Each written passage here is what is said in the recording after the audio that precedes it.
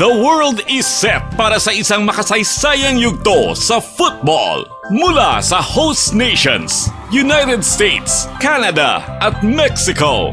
Ihahatid namin sa inyo ang bawat goal, bawat sandali at bawat tagumpay.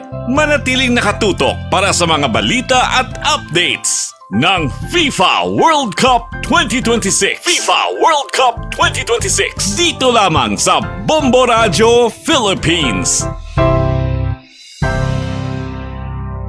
Nangibabaw ang Netherlands sa hampang sa Group F, batok sa Sweden sa nagapadayon nga 2026 FIFA World Cup. 5-1 ang score sa mga match nga ginbatigan sa Houston Stadium sa Houston, Texas, USA. Sa unang 5 minutos ang hampang nakaunang goal si Brian Proves ng Netherlands. Sa 17th minute naman sa hampang liwat nga nakascore ang Dutch player. Matapos ang pila ka minutos nakascore naman ang Netherlands bangod kay Cody Gakpo. Sa nagabot ang 59th minute sa ilang hampang, naglagas nga makascore si Anthony Elangas ng Sweden.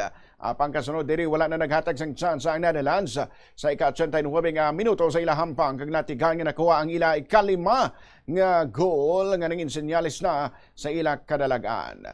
Samtang sa iban pang hampang subong adlaw sa match sa tunga sa Ivory Coast kag Germany daog ang Germany batok sa Ivory Coast sa score nga 2-1.